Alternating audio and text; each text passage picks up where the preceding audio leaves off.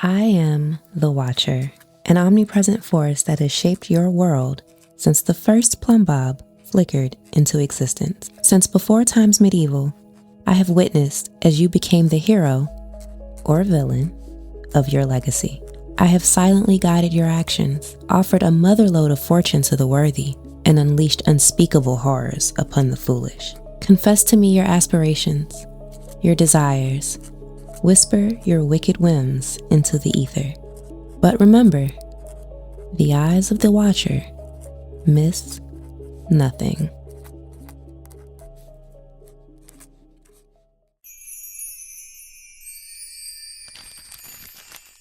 Dear Watcher, you can see them too, right? The invisible threads that stitch together the whole world. I don't just see them. I've learned to pull on them, forcing the whole tapestry to unravel. And I've been tugging at a lot of strings lately. The picture it reveals is not what it pretends to be. I think something is happening in Willow Creek. Something hidden under the layers of pastel paint and cul-de-sacs that never end. The kids at school chatter about prom, football games, and what color Octavia Moon was wearing at the Starlight Accolades, never stopping to look at what's happening on their very own block. When my peers look at me, all they see is the quiet goth girl, pigtails, black boots, and bad report cards. Most of our neighbors are so taken with my mom and my parents' obsession with each other that they never bother to look any deeper at the goth kids. Which is fine. It makes watching them easier. You'd be surprised how interconnected the little things are. A pattern is emerging, and I think I'm the only one paying close enough attention to see it. First, Travis Scott vanished. Not vanished like running away to start a band, but vanished like my mom does sometimes, without a trace, while Mortimer buries himself in books pretending not to notice the cracks in his own house. Alexander might be too young to see the threads, but I won't let him grow up blind. There have been whispers in the hallways of Copperdale High. A neighbor said they saw Travis return from GeekCon, but he hasn't been seen outside since. People vanish every day, sure, but not like this. No whispers, no news of a funeral, no explanation, just silence. Summer and Liberty used to walk with him every morning, but now it's just them. At first they left the house separately, not even glancing the other's way. A tense energy hung in the air as I observed them from under the sylvan tree. But they seemed to have made up. Last time I saw them, they were walking with their heads together, whispering, like sisters, bound by a secret. That was the same day Nancy Landgraab landed in Willow Creek, like a queen bee planting herself inside a new hive. Mr. Pancake says she and his wife are filming a show together. That might be true. But when she's not surrounded by a camera crew, I've seen her with Liberty and Summer almost every day. Why would a woman of her wealth and status suddenly take an interest in two barely out of high school girls? At first, I thought it was mentorship. Charity work, maybe. But the more I watch, the more it looks like recruitment. Nancy's smile never quite reaches her eyes. It's devoid of warmth, but it still draws you in somehow, like a spider wraps its prey. I filled 2 whole journals with notes, diagrams, literal strings of thought, threads. Liberty's sudden interest in real estate, Summer's constant chatter about Simcoin, and Nancy, always there, just out of focus, the way shadows cling to the corners of your vision. And she's not the only visitor in town. Some wild-looking Sims have been wandering Magnolia Blossom Park. One was even spotted bathing in the fishing pond. I've marked their movements in my notebook. Tuesdays, they linger at the gym. Fridays, Nancy parks her expensive car near the library, but never goes inside. Sometimes I catch her looking at me, Just for a second. It's enough to make my stomach drop, but her face never changes from anything more than a blank stare. I'm just as invisible to her as I am to everyone else. Being invisible has its perks. Mom didn't notice when I slid her case files into my backpack. She doesn't know that I know all the intimate details of her assignments, the time travel, the aliens, her surveillance on both the Calientes and the Landgraabs. Maybe I've inherited her curse. The need to question, to pull threads until the whole tapestry comes apart. Mortimer, father, writes my musings off as teenage imagination. Says that, as a writer, he envies the ease in which I embellish. Alexander just asks when I'm going to let him read my novel. But I know I'm right to question the world. Call it intuition or conspiracy watcher, but I believe something dark is about to befall Willow Creek. And the cause is hidden in plain sight. I've pinned their photographs above my desk. Travis, Summer, Liberty, Nancy. A thread is missing. I don't think Travis just disappeared. I think he was taken. Or trapped. Maybe by Nancy? But why? And if Liberty and Summer are being groomed, were they in on his disappearance? Tonight, I decided to stop questioning. It was high time I went looking for answers. Just after dusk, as the full moon was rising in the sky, from my window, I saw a sleek black limousine pull up to the BFF house. Not the kind you'd order for prom. This one didn't even have plates. Liberty and Summer came out together, dressed too sharply for a night on the town. Summer in a white pantsuit, Liberty in a blazer that broadened her shoulders and made her appear taller than usual. Not a single glance back at the house, just into the car, doors shut, and in an instant zooming off into the night. This was my chance. I waited 5 whole minutes, counting the ticks of the grandfather clock in the hallway until I couldn't stand it anymore. Then I slipped out, notebook in my backpack, flashlight tucked into my boots. Their house wasn't even locked. Foundry Cove isn't a bad neighborhood, but it's hard to believe Sims are still this trusting, especially with all the reports of robbing banks making the headlines lately. As I stepped inside, I felt it. Something was wrong. The air felt thick enough to slice. Everything looked normal, though. Photos on the walls, a half-played video game paused on the television, cereal bowls in the sink. But the longer I looked, the more I noticed the gaps. There was no evidence Travis even lived here.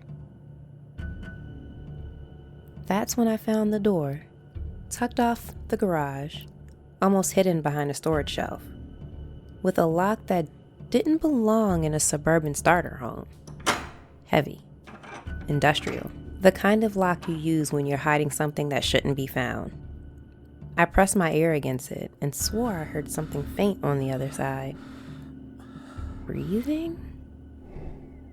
Maybe the hum of some machinery? I pulled a bobby pin from my hair and tried to work the lock, the way I'd seen on late-night detective shows. My hands shook, not from fear, well, maybe a little, but mostly from the rush of being this close. Answers. Finally, right here, on the other side of a door. That's when I heard it. Footsteps on hard wood, deliberate, too heavy to be Liberty's, too measured to be Summer's. Someone else was here. My flashlight nearly slipped from my hand as I scanned for cover. The only hiding place big enough was a rusted tool locker against the wall.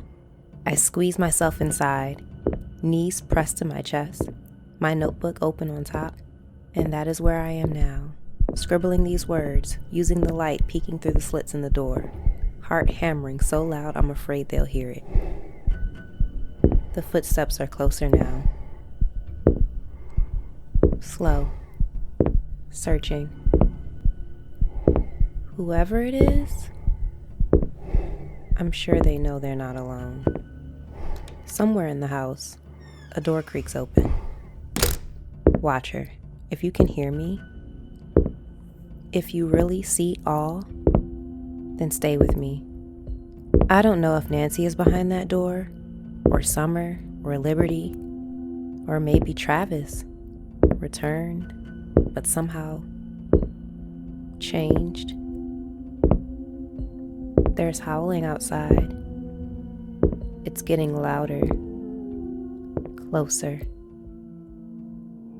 The garage door handle is turning. Watcher, if I don't make it, tell Grim Witterson my urn. Yours, Cassie.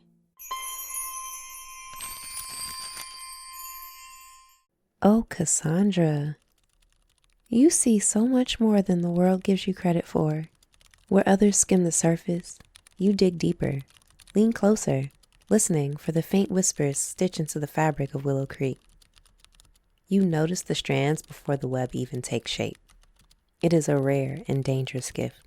In fact, I fear for you, because gifts like yours rarely go unnoticed. I'm proud of you, Cassandra, truly. You are your mother's daughter, sharp, relentless, unwilling to look away from the dark corners everyone else pretends are safe. But take care. Every thread you tug pulls you deeper, and soon the strands will begin to tug back. Spies often lose themselves in the very webs they weave. I've seen it before. Curiosity becomes entanglement. By the time they realize they were a piece on the board all along, it's too late. Still, I cannot help but smile at your tenacity. You remind me of the moth circling the flame, drawn by its light. You may think your perceived invisibility is an asset, but do not mistake invisibility for safety. Hunters see best what others ignore. You slip into houses, trace their movements, pin their faces to your wall. But Cassandra, spiders weave webs with patience, waiting for the curious to wander in of their own accord. That is the peril of pulling too many strings. The snare tightens quietly, and I fear you may already be caught. Nancy plays a long game. Travis gone, Liberty and Summer drawn into her orbit. All of it feels less like chance and more like design. If you must chase this rabbit into its hole, be ready. You are stepping into a story much older than you know. And Travis is only the first missing page. You are right to keep questioning, but beware. When a pattern finally reveals itself, it is usually too late to step away from it. I will not lie to you. Even I do not know what waits at the center of this pattern. The threads are aligning, but the shape is still forming. That frightens me.